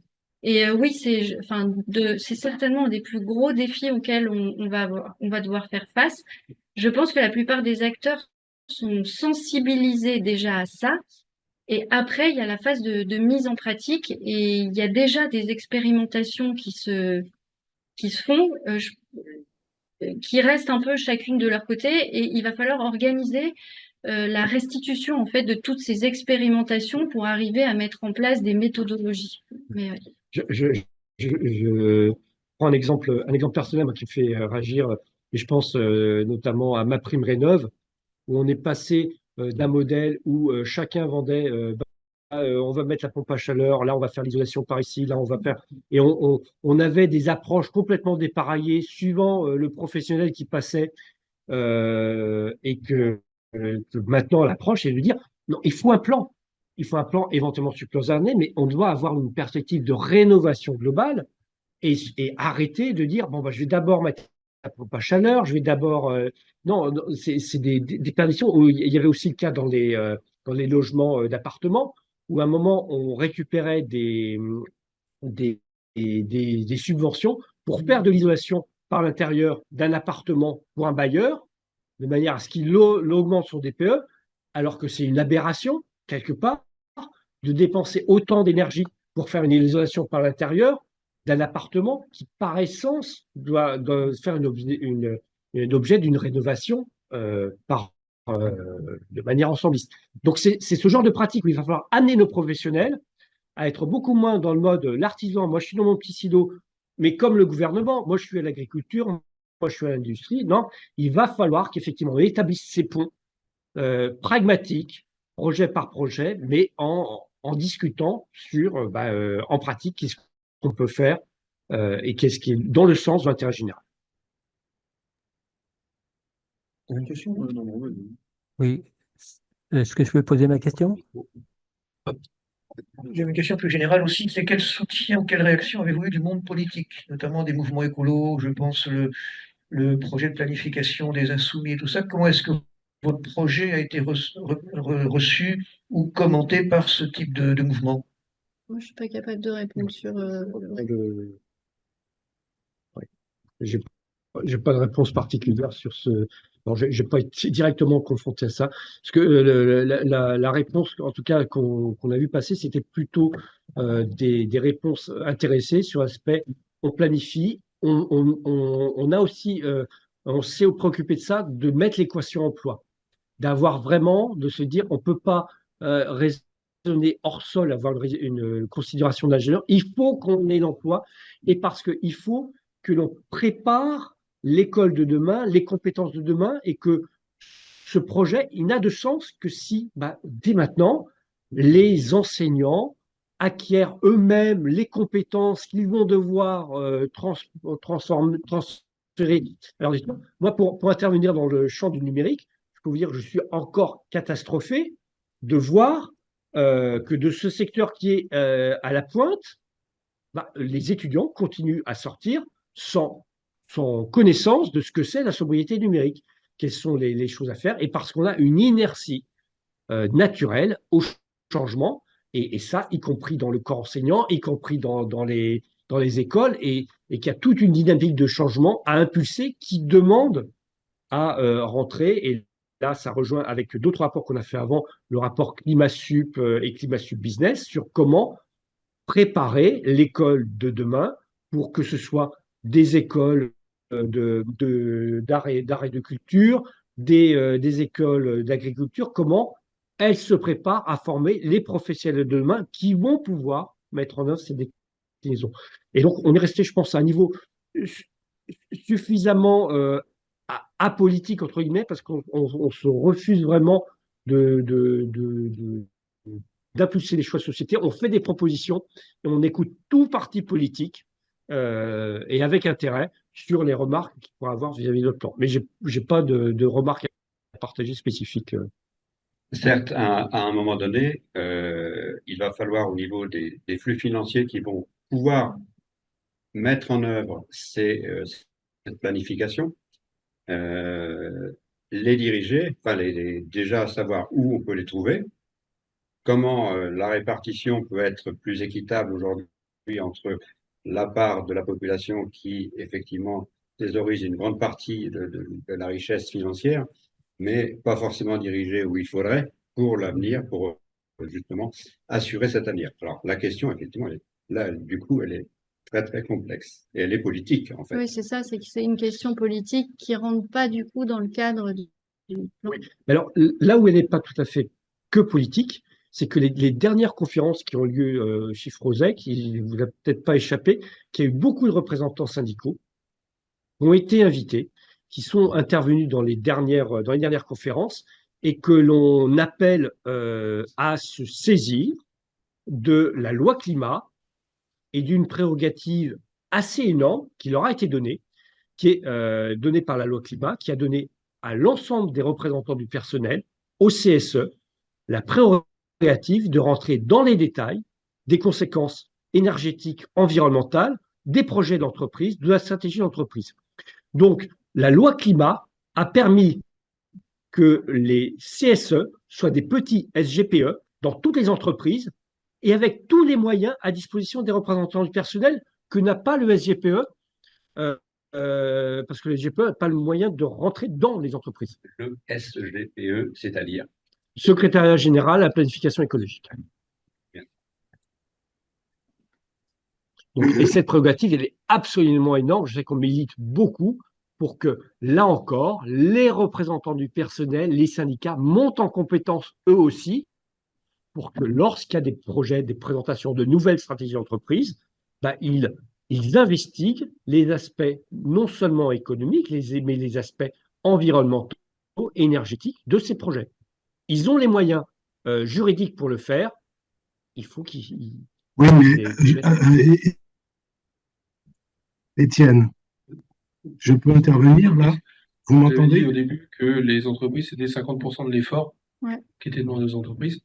Et finalement, parce que les émissions de gaz à effet de serre, les entreprises, c'est assez faible finalement, genre en particulier l'industrie. Donc, qu'est-ce que ça veut dire 50% de l'effort Oui. Je peux intervenir, vous Étienne. donner un exemple dans le rapport de... attendez que je ne me trompe pas, c'est un gros éditeur informatique. Je ne sais plus si c'est Netflix mais c'est qu'en gros, ces éditeurs ont un impact carbone très limité, sauf à considérer ce qu'on appelle le scope 3, ce qui se retrouve du fait des outils qu'ils mettent en œuvre, qu'on retrouve chez les clients. Que ce soit la voiture, l'outil numérique, les logiciels, et c'est l'énorme enjeu, mais qui est acté dans la loi, qui fait que maintenant, bilans, les bilans carbone, la loi californienne, les Senate Bill 253, 261 de l'État californien refont obligation aussi aux entreprises californiennes d'aller sur ce volet-là et d'arrêter de dire j'ai externalisé tout ce qui ne me plaisait pas, je regarde juste mes émissions propres et j'oublie tout ce que j'induis par mes émissions chez les clients et notamment, je reviens sur le secteur du numérique, mais il y a de gros enjeux à l'obsolescence logicielle, au fait que certains éditeurs logiciels puissent dire je supporte plus ce système d'exploitation. Vous devez passer sur ce nouveau système d'exploitation. Et ce nouveau système d'exploitation veut dire je change d'ordinateur. Le bon sens voudrait que ce soit l'entreprise qui réintègre dans son bilan carbone l'ensemble de tous les ordinateurs qui sont rendus obsolètes par cette décision et qu'elle le communique à ses actionnaires, comme le veut la loi sur la transparence financière et les rapports extra-financiers des grandes entreprises. Pour compléter, je vais faire une réponse un peu plus générale, mais donc dans des gros cabinets qui accompagnent les entreprises dans leur stratégie de décarbonation, dans la quasi-totalité, on ne peut pas boucler une stratégie de décarbonation sans compensation carbone. C'est-à-dire qu'aujourd'hui, les entreprises en moyenne savent décarboner à hauteur de 50 à 70%. Et pour le reste, elles font appel à de la décarbonation, à la compensation. Donc en fait, il y a encore un travail qui est énorme à faire au niveau des entreprises. Je peux intervenir, Étienne, là. Vous m'entendez? Est-ce que vous m'entendez? Oui, à propos du transport, enfin, je n'ai pas revu dans votre chapitre transport l'idée de rationner le nombre de voyages en avion. Alors, Et je continue là-dessus. Je pense qu'à travers toutes ces questions, effectivement, d'économie d'énergie, on est proche de la décroissance. C'est un mot qu'employait Jean Covici, mais c'est un mot que vous n'employez plus. Non, en fait, on ne parle pas de croissance verte. On ne parle plus de croissance verte. Ça, c'est terminé. Et alors après, le mot décroissance, il est employé ou pas selon les cas. Ce qui est sûr, c'est que quand on parle de sobriété, euh, c'est- en soi, c'est quand même de la décroissance quelque part. Donc le mot est pas dit comme ça, mais la sobriété, si c'est pas de la décroissance, Je suis d'accord avec vous. Oui, Est-ce que je peux mais est-ce pour que je peux autant, intervenir? Ah, allô? on veut aussi essayer de sortir de ce mot, de cette mesure du bien-être humain, au fait que plus de bien-être, c'est plus de croissance. Et c'est pour ça qu'on veut un petit peu sortir de ces paradigmes en disant, bah, finalement, la sobriété et cette démarche qu'on propose, c'est une démarche où le confort humain, où la santé humaine peut augmenter. Et qu'en fait, ce n'est pas, on n'a pas directement une relation entre l'augmentation du PIB et le confort et la durée de vie et l'état de notre société. Et qu'on le sait, on le voit très bien on peut malgré tout réduire notre consommation et s'en trouver mieux sur plein de sujets. et par rapport au vol aux longues distances, par exemple, de toute façon, aujourd'hui, il n'y a pas de solution pour décarboner l'aviation. Donc, à part réduire le nombre de vols, il n'y a pas d'autre option. Et après, il faut pas que l'avion masque en fait la problématique de masse qu'on a, qui est l'automobile en fait. Donc, il faut vraiment qu'on arrive à décarboner notre mobilité, nos systèmes de transport, et qu'on se reporte sur des mobilités actives et sur des mobilités décarbonées. C'est ça le cœur du sujet. Est-ce que je peux intervenir, Étienne? Vous m'entendez? Est-ce que vous avez une structure pérenne pour faire évoluer votre scénario au fil du temps, justement, en fonction des évolutions culturelles? Bon, moi, je pense quand même aux performances des EPR. Donc, vous êtes sur le scénario N03 avec les 14 EPR, plus peut-être quelques petits SMR éventuellement. Bon, performances des EPR. S'ils ne sont pas au rendez-vous, que devient ce scénario? Donc, je suppose que vous avez une révision périodique de scénario. Euh, j'ai peur de dire une bêtise, mais il n'y a pas une mise à jour prévue. Alors, oui, le premier élément, c'est qu'on a bien prévu, en fait, de jouer les différentes hypothèses du scénario et d'avoir un parcours qui soit dynamique et de, de pouvoir faire en même temps sur ces différents scénarios. Et le financement qu'on a eu pour le PTEF, qui a fait l'objet d'un appel à crowdfunding, on n'a pas maintenu la structure à ce stade. L'évolution du PTEF, là, se fait vers les stratégies régionales. Et c'est donc notamment avec la région Bretagne, et on espère avoir d'autres conclusions de conventions avec d'autres régions. On va décliner de manière plus opérationnelle et en profiter pour remettre à jour les scénarios. Mais enfin, le think tank, le Shift Project reste une petite association en termes de financement. Il y a eu un budget exceptionnel de crowdfunding qui a été sorti pour pouvoir faire ce PTEF. Il y aura des révisions qui seront opportunistes en fonction de l'actualité. Et l'idée, c'est que cette approche régionale, elle réponde en partie à certaines des questions que vous avez posées ce soir, puisque là, pour le coup, on sera complètement dans la phase opérationnelle. Participer au CRE, en comité régional de l'énergie. Je crois pas encore. Mais nos participations aux instances, c'est vrai qu'elle est le reflet d'une émergence quand même assez récente de l'association des shifters derrière le petit think tank en termes d'effectifs, hein, quelques dizaines de salariés.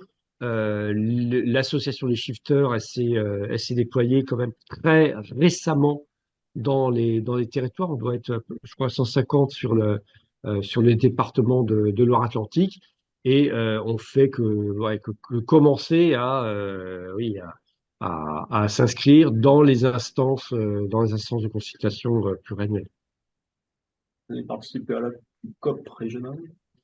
Alors on en parlait, on n'a pas d'infos encore sur la COP régionale des Pays de Loire. Ouais. Le GIEC régional.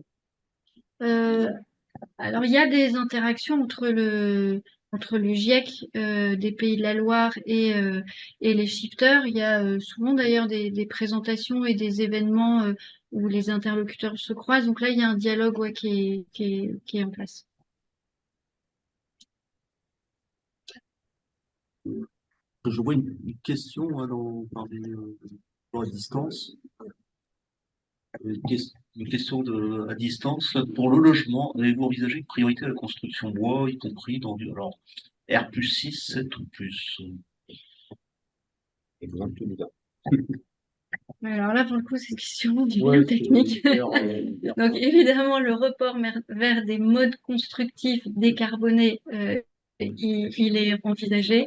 La mise en œuvre d'une filière bois, évidemment, elle fait partie des filières qui sont à prendre en considération et à développer. Pas d'ailleurs que pour le logement, mais pour d'autres usages également. Quant à la construction en R+6, R+7, il y a effectivement des, des projets en cours, il y en a à Rennes notamment, mais alors À Toulouse, apparemment. voilà. Donc il y a des projets dans différentes villes de France, mais ça après ça dépend de tellement de paramètres que c'est difficile à généraliser comme réponse. Ok. Alors, il y a Monsieur Lecourbe qui a une Oui, question. c'est moi. Merci, oui. Ouais, ma question est la Vous pouvez suivante. parler. Qu'est-ce qui est mis en œuvre pour faciliter l'acceptation par la population? On a,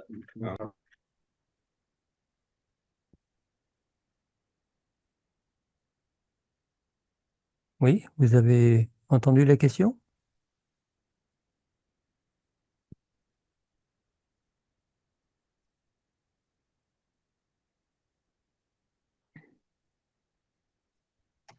Excusez-moi, vous pourriez répéter la question? Oui, voilà, ma question est la suivante. Qu'est-ce qui est mis en œuvre pour permettre l'acceptation par la majorité de la population de ce plan?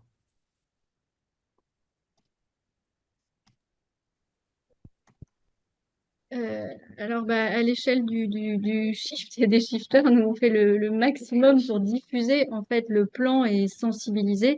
Après, il faut que tous les acteurs du territoire s'approprient en fait ce plan. Et puis après, il va falloir qu'on passe concrètement à la phase active. Mais ça, c'est chaque territoire qui prendra ses décisions et la réalisation échappe finalement aux rédacteurs du plan.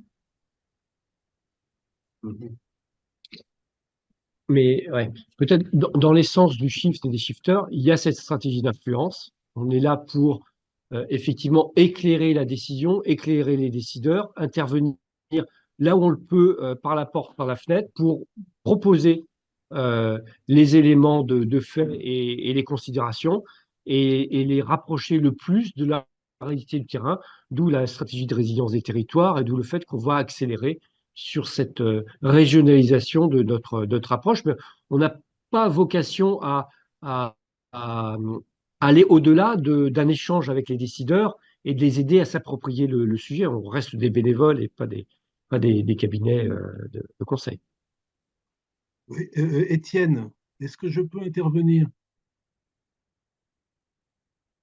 Vous m'entendez? Étienne, est-ce que vous m'entendez? Oui, on vous entend. Vous m'entendez?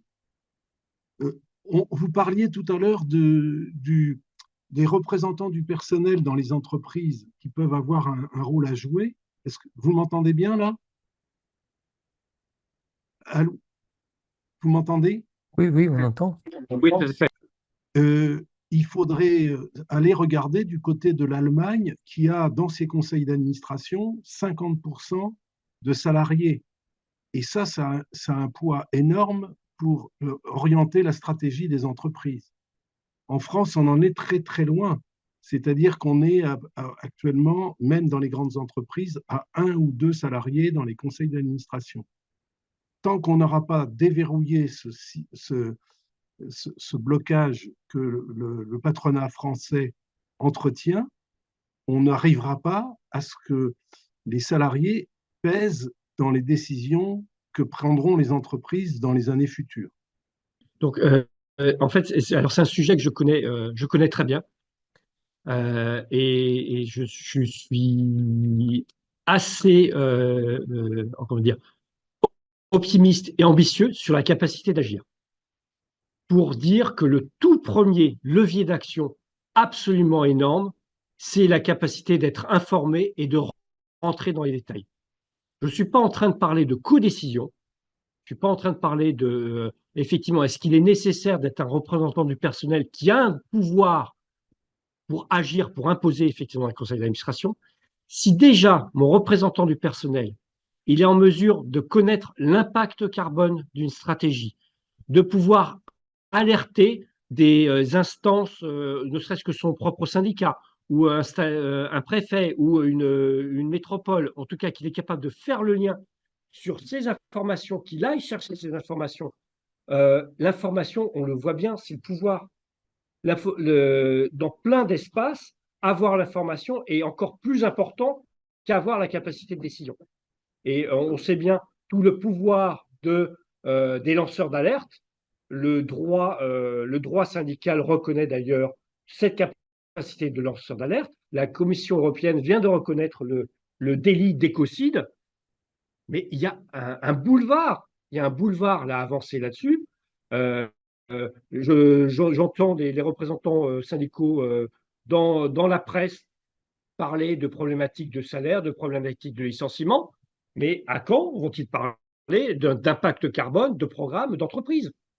Qu'est-ce qui les empêche de le faire? Et pour déclencher l'action des entreprises aussi, il y a aussi toute une série de réglementations qui sont mises en œuvre entre les critères ESG, la taxonomie, la CSRD. Donc en fait, alors effectivement, tous ces volets-là vont pas entrer en vigueur pour l'ensemble des entreprises. Ça va s'étaler 2024-2025, mais il y a quand même une pression réglementaire qui est de plus en plus forte pour que les entreprises se mettent en marche et fassent aboutir leur transformation. Et justement, je veux intervenir sur cette notion de reporting extra-financier. Les représentants du personnel, ils ont une responsabilité absolument essentielle. Parce que entre un reporting extra-financier que je commande à un cabinet conseil qui va être du pipeau, qui va faire 300 pages et qui met en avant certaines réalités bien repeintes en vert, en masquant d'autres réalités, il n'y a que des représentants du personnel qui peuvent à un moment critiquer, demander à être consultés, demander à rectifier ce rapport. Ce n'est pas des personnes extérieures qui vont pouvoir le faire. Donc, ce rapport extra-financier, il va pouvoir prendre un impact absolument énorme grâce à l'action de représentants du personnel qui se saisissent profondément de ces obligations réglementaires.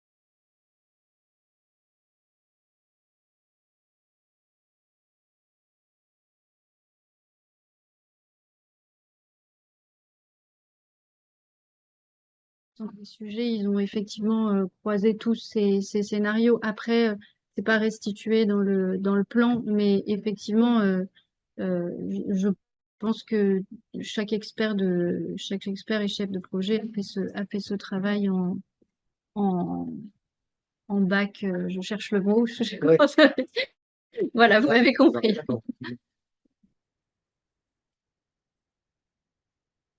C'est bon pour vous? Oui. En tout cas, principal point de désaccord, c'est le mix énergétique. Oui. Voilà quoi. On savait. Je fais ça comme ça. On savait. Voilà. Bien. Je Oui. crois qu'on Mais, va mais peut-être- peut-être un petit complément, c'est que en fait, on a quand même beaucoup plus de choses qui nous réunissent qui nous séparent, et que justement, peut-être que l'avantage, c'est de pouvoir maximiser le nombre de propositions qui nous font aller dans le bon sens. Il y a peut-être plusieurs chemins possibles. L'important, c'est de toute façon d'avancer. Et on est d'accord qu'il va falloir avancer, décarboner, changer les usages. Si je reprends l'image aussi on parlait du monde entreprise et du monde syndical, les syndicats ont quand même beaucoup plus de choses qui les réunissent pour défendre les intérêts des salariés que de choses qui les séparent. Et de ce point de vue-là, on a vraiment besoin d'emporter le changement de la société.